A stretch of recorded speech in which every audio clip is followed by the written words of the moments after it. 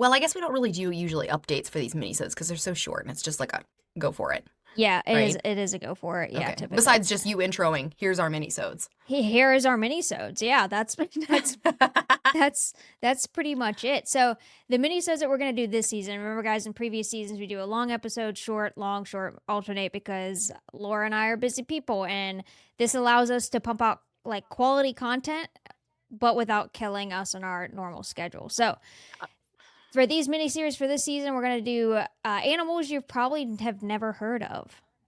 Yeah, I like to think of it as you've probably never heard of me. Yes, hopefully. I mean, not hopefully, but also hopefully. Yeah, I want to surprise some people. Yeah, right. Okie dokie. Do you want to go first, Laura? Then. Sure. I'm going to be so interested to see if you know because I think I might have heard of two of them, but I knew nothing about them. Okay. And then one of Okay. them I've just literally never heard of. I'm ready to Okay. Google. So then my first one is the pitohui. Hit a hooey. It sounds like a Yeah. spit. Right? But Yeah. no, it's pitohui, but it's Pitohui. OHUI. Oh, a bird. Oh, Yes. oh, oh, oh. This one I do Yes. know. I do know. Okay. Okay. Okay. So for all of you that hopefully don't know, hang on because this is one weird bird.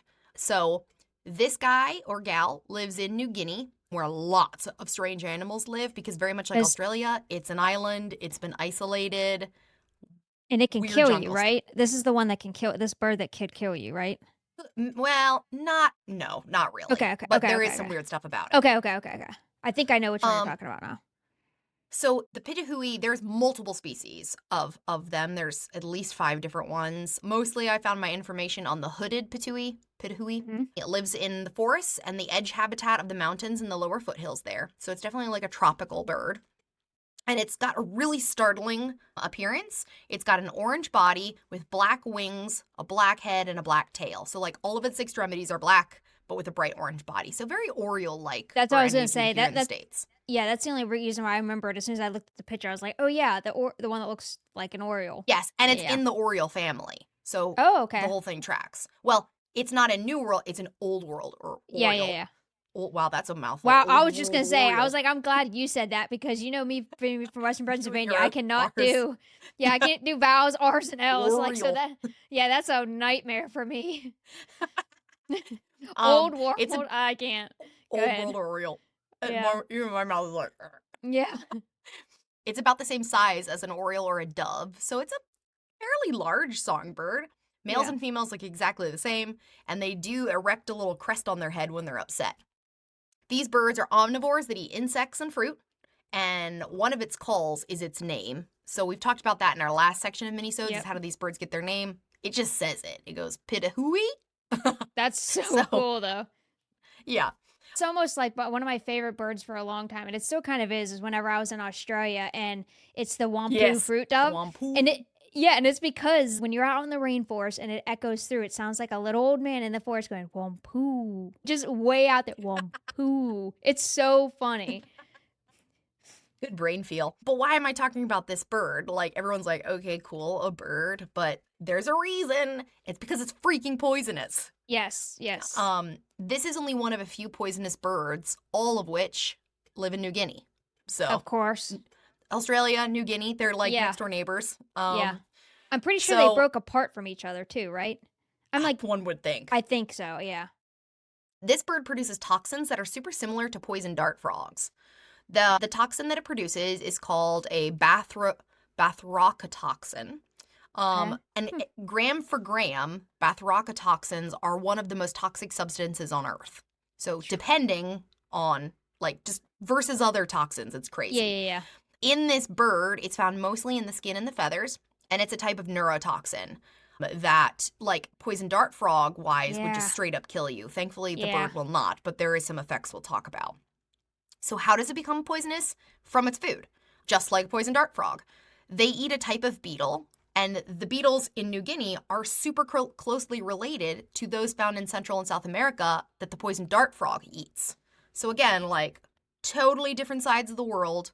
Yeah, Talk about convergent evolution, yeah, eating right? basically the same kinds of beetles. And the baby birds are not as toxic, showing that this toxin accumulates over time, which tracks for if it's an eaten, like Yeah, because yeah, of what yeah. it eats. Yeah. Snakes have been seen, though, eating and regurgitating the eggs, which might show that the eggs and the nestlings become slightly toxic from the feathers of the adults. So, like, just the Interesting. fact that they're being sat on by a toxic bird makes the eggs like, Yeah. ugh, or Yeah. pass through the system of a toxic bird. I don't know. Yeah, yeah, yeah. And it's still debated.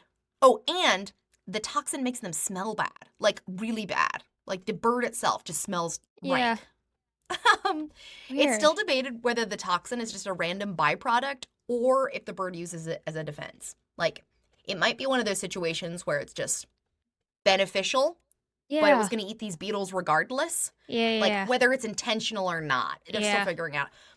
The toxin is less potent than that in the poison dart frog. Probably because poison dart frog eating a beetle, that size is very much closer to a bird eating a beetle, so there's just not Yeah. as much toxin in their body. Yeah.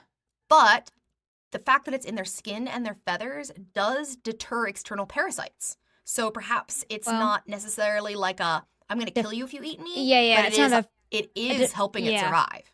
Yeah, not a defense in the typical big predator defense necessarily, but defense for what would typically probably go after it more.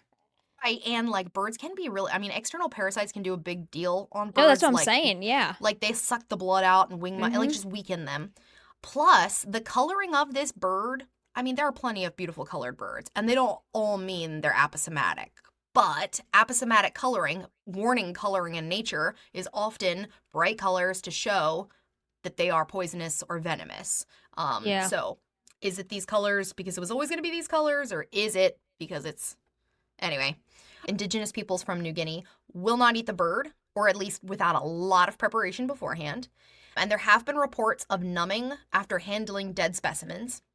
Another scientist who was netting them reported pain and numbing of the hands. And it's said that contact with the birds produces unpleasant tingling, long-lasting numbing, sneezing, burning, and watering eyes. So, like, Jeez. it might not kill you, but it's not a pleasant sensation. You don't want to grab this bird. And But so, also the because sneezing seems out of You're just place. like- You know what I mean? It's Yeah. it's like painful. It's like pepper spray. Yeah, Yeah. right. Jeez. Right, you're right. The sneezing doesn't make sense really because it's a neurotoxin. You wouldn't think that. Yeah, but yeah. whatever. Typically it doesn't, but yeah. That's funny. And so between the fact that they're basically horrible to eat because they would just like make your face go numb, Yeah, jeez. and are like a pepper spray bird, and the fact that they smell bad, indigenous people call them rubbish birds. So I mean, they're just a rubbish bird. yeah. To be fair, it's the same thing like up north in Pennsylvania. I didn't grow up eating catfish because you call them trash fish. But down in Yeah. the south, everybody loves catfish. But no, they're bottom feeders. It's trash fish. You don't eat the trash fish. So don't eat the trash fish and don't eat the rubbish bird. yeah. So are there poisonous birds? Yes, there are. There are very few of them, and almost all of them are pitohuis. And if it's not, it Interesting. still lives around on that island. Yeah. Crazy. Well, that was a good one. That was a good kickoff one. I'm gonna do Hopefully a people have never heard of a poisonous bird. yeah. And I'm gonna, now that we're talking about birds for 2 seconds, I'm gonna do a pitch because I just bought, so the book that I've talked about before, The Rise and Fall of Dinosaurs by Steve Bruschetti. I'm so sorry, Steve, if I mispronounced your last name, but his book, The Story of Birds, just came out. It is so good. Again, The Rise and Fall of Dinosaurs he explains, well, the rise and fall of dinosaurs, but in a very like understandable way. He does a fantastic job of breaking it down. The Story of Birds literally starts back at the beginning and moves forward. So far, so good. So if you guys like birds, The Story of Birds is out now. Please go, by Steve Bruschetti. Please go check it out because it is really, Cool. really good. All right, guys, that's it for today's episode. Next week, we will be coming at you with a long episode. Don't ask me what it is because I don't remember. But next week, it'll It's be another... genetics, which is what's Oh, there we cool. go. Okay. All right, so next week, we'll be talking about genetics. And that's it. Yeah. Okay. Talk to you guys next week. Later, folks.